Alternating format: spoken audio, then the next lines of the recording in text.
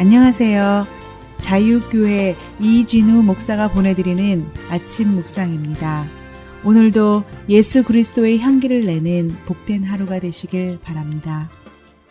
9월 26일 금요일 아침 묵상입니다. 오늘은 모든 권세의 주인이 되시는 하나님이라는 제목으로 전도서 4장 13절과 14절의 말씀 묵상합니다.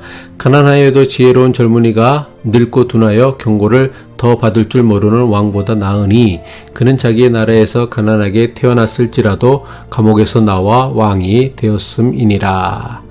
오늘 묵상하는 전도서의 말씀은 권세에 관한 말씀입니다. 여기서 권세는 정치가들에게는 권력이라 할 수 있고 사업을 하는 사람에게는 성공이라고 할 수 있고 직장인들에게는 남들보다 더 높은 지위라고 할 수 있습니다.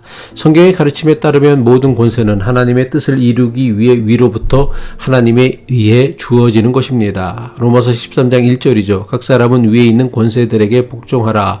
권세는 하나님으로부터 나지 않음이 없나니 모든 권세는 다 하나님께서 정하신 바라. 권세에 대한 바울의 가르침에서 중요한 것은 무조건 권력자들에게 복종하라는 것이 아닙니다.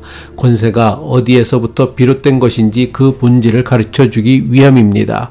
모든 권세는 개인의 사사로운 이익을 추구하는 수단이 아닙니다. 모든 권세는 맡겨진 것입니다. 그리고 모든 권세의 주인은 오직 하나님뿐입니다. 따라서 모든 권세는 하나님의 뜻을 이루는 일에 바르게 사용해야 합니다. 그렇지 않으면 그 어떤 권세라도 자신을 이롭게 하지 못하고 오히려 자신을 망가뜨리는 도구가 되고 맙니다.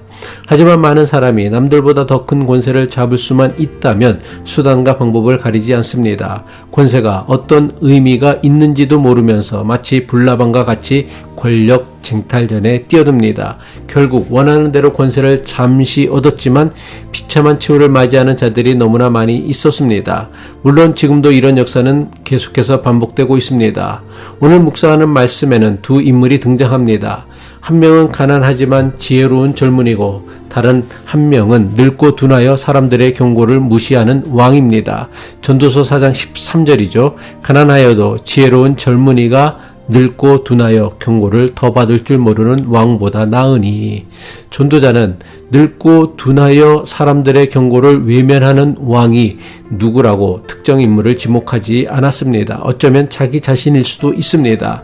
전도자가 소개하는 왕의 가장 심각한 문제가 무엇입니까? 나이가 많음이나 둔함이 아니었습니다. 사람들의 경고를 무시하거나 외면한다는 것입니다.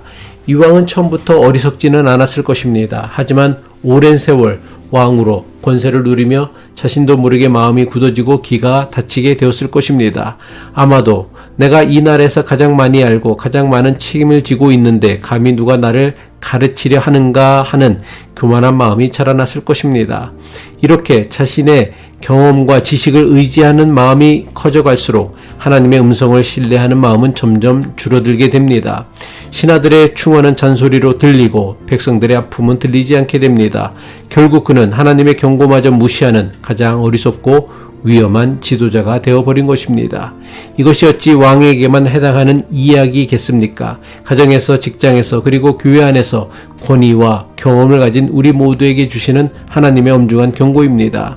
내가 집안의 가장이라는 이유로, 내가 목사라는 이유로, 내가 더 오래 살았다는 이유로 다른 이의 말에 그리고 하나님 말씀에 귀를 닫는 순간 누구라도 늙고 둔한 왕이 될 수 있음을 알아야 합니다. 이 왕과 대조되는 인물이 가난하여도 지혜로운 젊은이입니다. 전도자는 가난하여도 지혜로운 젊은이가 늙고 둔한 왕보다 낫다고 말씀합니다. 젊은이가 왕보다 더 나은 이유는 가난이나 젊음에 있는 것이 아니라 바로 지혜에 있습니다.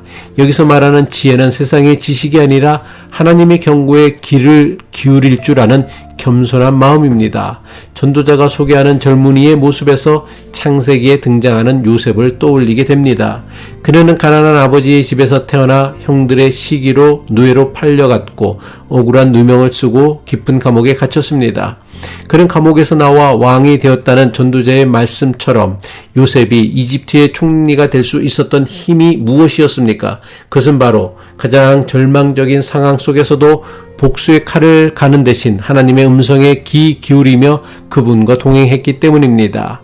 그는 이집트의 총리가 되었을 때 자신을 죽이려 했던 형들 앞에서 내가 하나님을 대신하리까 라고 말하며 하나님의 주권을 인정하는 지혜를 보여주었습니다.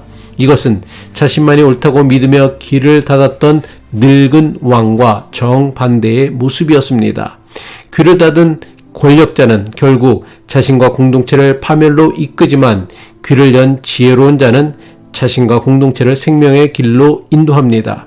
그런데 전도자는 지혜로운 젊은이가 왕이 되어 모든 것이 좋은 것 같이 보이지만 그 상황마저도 결국은 헛되어 바람을 잡는 것이라고 선언하며 더 깊은 통찰로 우리를 이끌어갑니다. 전도서 4장 16절 후반부죠. 이것도 헛되어 바람을 잡는 것이로다. 왜 그렇습니까? 새로운 왕에게 열광했던 백성들도 세월이 흐르고 세대가 바뀌면 그를 기뻐하지 않고 또 다른 새로운 지도자를 찾기 때문입니다. 전도자가 우리에게 주는 궁극적인 교훈은 더 나은 인간 지도자를 찾으라는 것이 아닙니다. 이 땅의 어떤 권력에도 우리의 믿음과 소망을 두지 말라는 것입니다. 우리는 권력을 쫓는 자들이 아니라 권력의 주인이신 하나님을 따르는 사람들입니다. 세상의 권세에 일희일비하지 말고 오직 변하지 않는 하나님 말씀에 귀를 기울여야 합니다. 나이가 많든 적든 지위가 높든 낮든 날마다 하나님의 경고를 들을 줄 아는 겸손한 마음, 그것이 바로 하나님께서 기뻐하시는 참된 지혜입니다. 기도하겠습니다. 역사의 주관자이신 하나님 아버지, 세상의 권세는 잠시 있다가 사라지는 안개와 같음을 고백합니다.